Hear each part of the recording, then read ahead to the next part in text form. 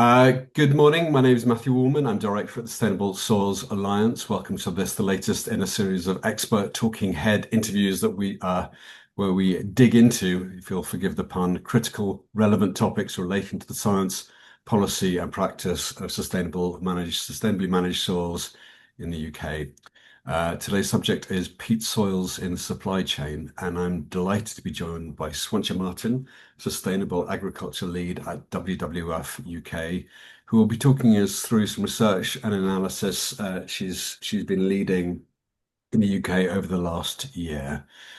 So she'll be explaining why peat soils are such an issue from an environmental point of view, why peats are significant in the supply chain, and what businesses in the supply chain can and should be doing about it, focusing very much on this critical question of how can we combine food production with sustainable peat management.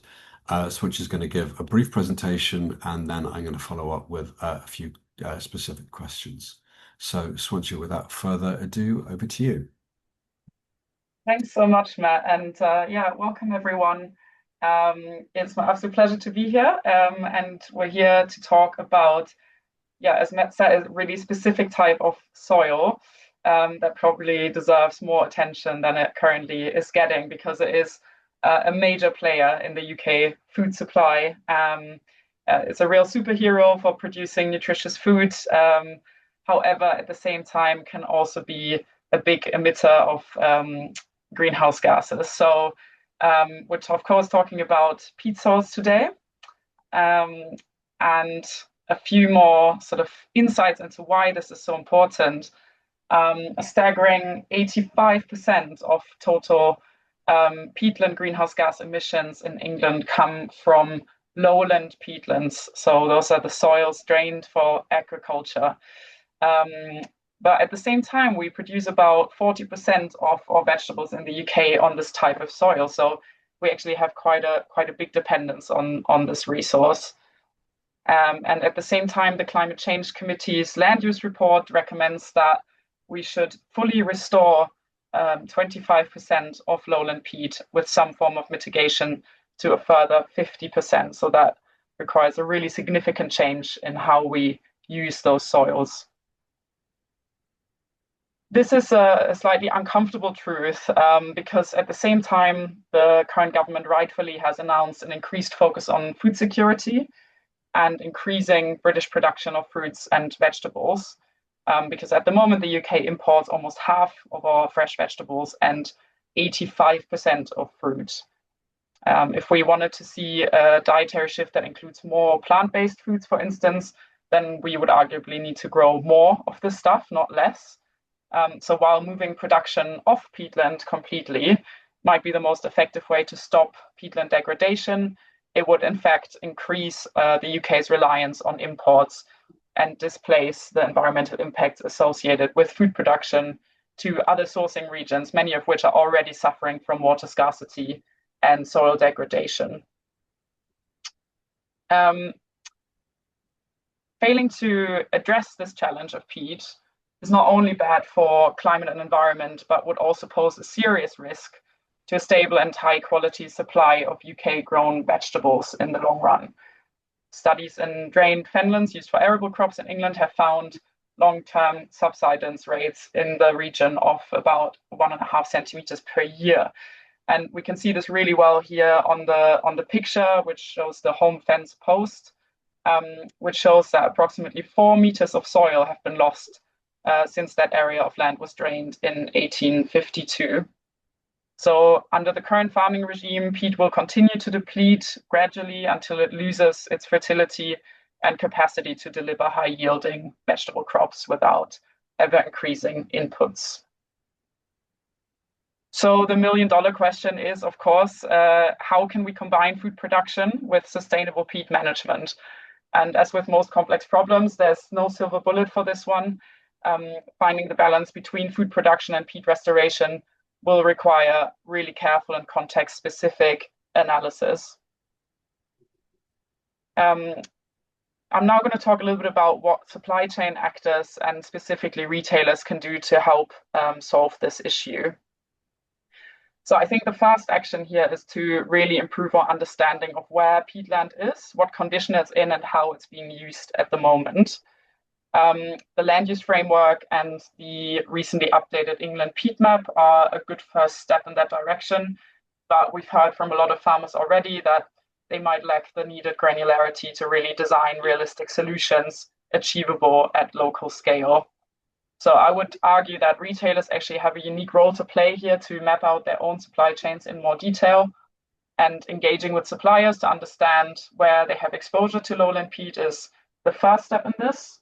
And in a second step, retailers can support farmers through organizations like Fenland Soil to undertake more granular opportunity mapping, creating a shared understanding of what's going on with the peat in the fields, and creating sort of different options for changing land use and land management. This would, on the one hand, enable suppliers to explore different farming techniques like raising the water tables, which can reduce emissions from peat soils, or moving some crops off peat, which are equally suited to cultivation on mineral soils, for instance. And at the same time, for retailers, recording these kind of details can really quantify what the GHG benefit is of mitigation measures, which can then feed into Scope 3 emission targets for these businesses. Food retailers, as we know, are the main UK buyer of vegetables grown on lowland peat, and this really puts them in a unique position to also drive and support the transition to more sustainable farming on lowland peat. This, as I said, is both for nature and climate's benefit, but also crucially to secure the UK vegetable production in the medium and long run. Transitioning to sustainable practices can require significant upfront investment from farmers, ongoing management changes, and really needs that willingness to trial new techniques. And to do that, farmers need those clear signals that the market will reward them for these efforts over the long term. Because without this kind of commercial security and support, the risk of switching practices will be too high for many farmers, especially for smaller and tenant farmers. Whereas these sort of longer term secure supply agreements over 3 to 5 years with producers that adopt sustainable practices can really provide that market certainty and encourage that long-term thinking and planning.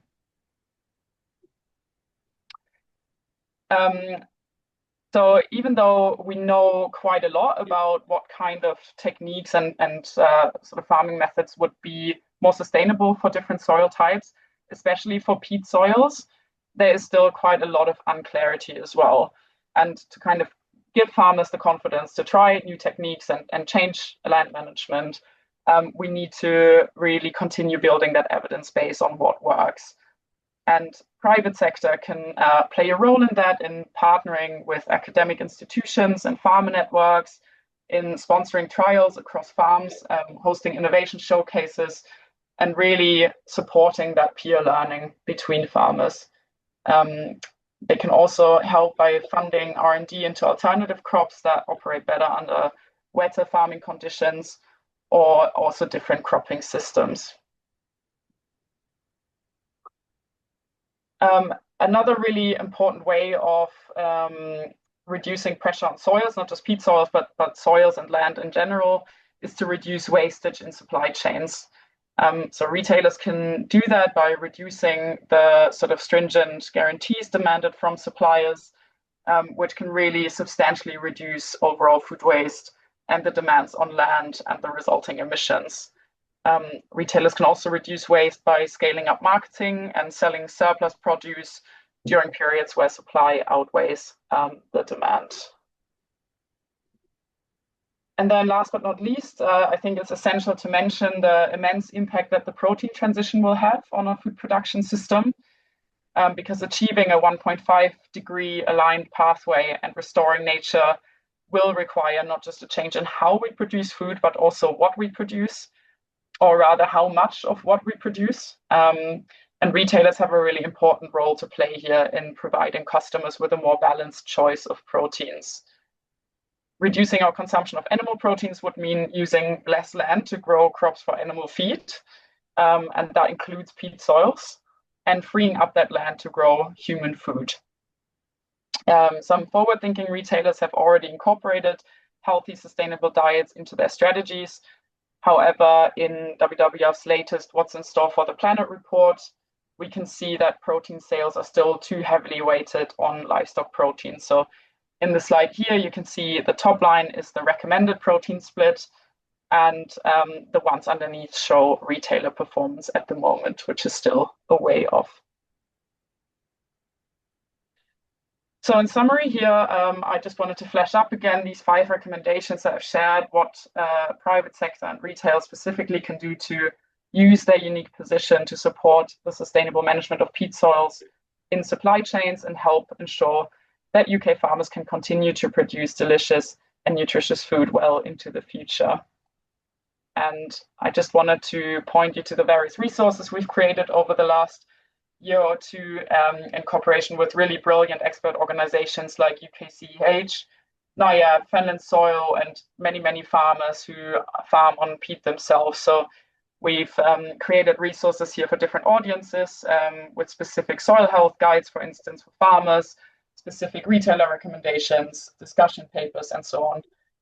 And all of these resources are available on the WWF Basket website, which is linked here in the slides, which I'm sure Matt can share to those interested, and will also be hosted on the SSA website going forward. So thank you so much for giving me this time, Matt, and yeah, happy to take any questions. Thanks. That's brilliant, Swaantje. Many thanks indeed. Very clear, very helpful, and nice to see some very sort of concise recommendations towards the end. A few questions from me. Peat's one of the WWF basket metrics. What exactly are you measuring there, and what does the data reveal so far? In particular, what kind of insights have you had from retail businesses in reaction? Yeah, so exactly. So the WWF Basket, for those who don't know, is an initiative where WWF tracks sort of UK food retailers' progress against this agreed set of sustainability outcomes year on year. And the overarching aim or target is to reduce half even the environmental impact of UK shopping baskets by 2030. And lowland peat is one of the agriculture metrics within the basket, where we're measuring progress in terms of what share of lowland peat in retailer supply chains is restored or sustainably managed even. So we ask sort of multiple questions to retailers in that. We're asking what is the total volume of peat risk crops, we call them, so crops that are typically grown on peatland that you sell. How much of that is sourced from suppliers that have completed some form of peat mapping? Because as I said, that's a really important first step to kind of understanding what we're working with. And then the sort of final question is, how much of that is covered by more specific sort of management plans for sustainable peat management? So it's a way to sort of gradually improve our understanding of peat and supply chains and really tease out that collaboration between retailers and their suppliers. And you asked what kind of insights do we have from this so far? So we recently published our annual basket report. As I said, it's called What's in Store for the Planet. If anyone wants to have a deeper look, it's filled to the brim with interesting insights. And this year was the first year we asked for this peat data from retailers. So we're really glad to see that a couple of retailers were able to report on this already. And we expect this to improve in coming years. But while they're sort of like setting up those data systems internally, we also asked what kind of initiatives are retailers already involved in to engage with this topic. And it's really great to see that in the last year, there's been growing momentum around peat soils. So 6 retailers reported they're part now of the Retail Peat Group, working with industry to phase out the use of peat as a growing medium in horticulture. So slightly different sort of aspect to peat, but equally important. And 3 retailers have gone even further and become members of Fenland Soil, which is a sort of local farmer organization in the Fens working with farmers to tackle climate issues and peat in the East Anglian Fens. Right. In your presentation, you mentioned that you feel that retailers should incentivize more sustainable management practices. What does that mean in practice? Yeah, that's a good question and one that many people are trying to answer. Um, we try to sort of make a contribution towards that by partnering with Fenland Soil and NIAB in the last year to co-develop principles, sort of higher level principles for more sustainable farming on lowland peat. Um, we developed these following a discussion with over 150 attendees at the Fenland Soil Conference last year, and then refined that with a panel of agronomists, scientists, and farmers. And we then had sort of further focus group discussions with farmers to test whether these principles would be sort of applicable in practice. So also the recommendations that I presented today are a result of those conversations. So we basically have identified that sort of all more sustainable farming on lowland peat has to serve three key outcomes: reducing carbon emissions, enhancing biodiversity, but also ensuring productivity. So there's sort of five core principles underlying this: proactive water management, which is really crucial for peat soils, protecting the soil surface, something that we kind of abstractly call diversity in space and time, but essentially talks about crop rotations and yeah, sort of like more proactive management of these and the sort of inputs required. Evidence-based cultivation, that is basically reducing soil disturbance, but in a way that doesn't that isn't a sort of like blanket approach, but is sort of cognizant of the local specificities of the fields and what farmers are growing there. And then the fifth one is targeted inputs. So some of these will sound kind of familiar. We kind of departed from the groundswell principles for regen ag here, but made them more peat soil specific. So for instance, proactive water management is really, really key when you're trying to farm under sort of wetter conditions to preserve peat soils.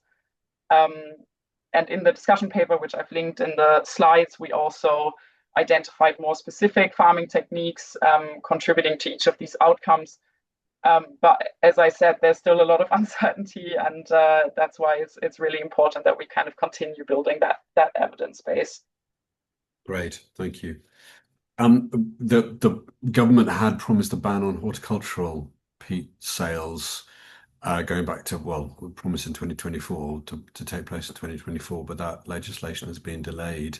What impact will that have on peat restoration in the UK? Yeah, that's again, I mean, we've been waiting for that legislation for a few years now, and there's really good campaigns, including with retailer support, actually, to bring in that ban.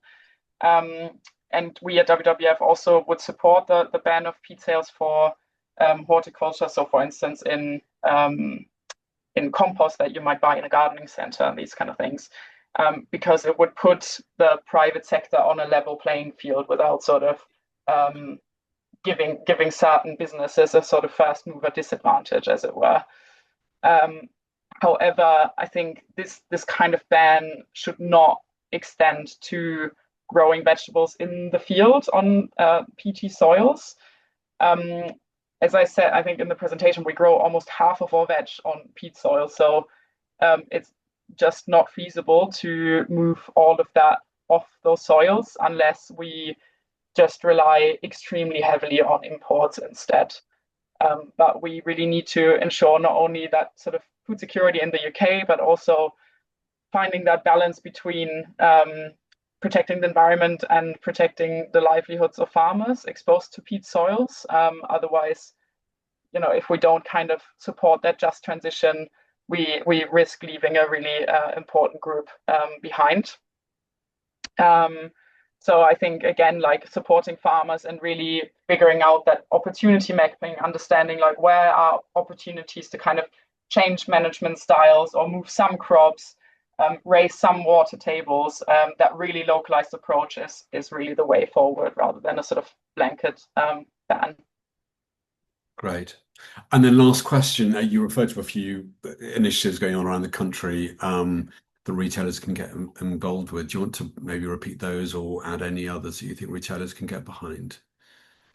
Yeah, thanks. So I mentioned Finland Soil already. I think they're a really good example of a farm organization that really works sort of on the ground with farmers directly, that really understand that sort of like local needs and what's kind of different between different areas, even within the fence.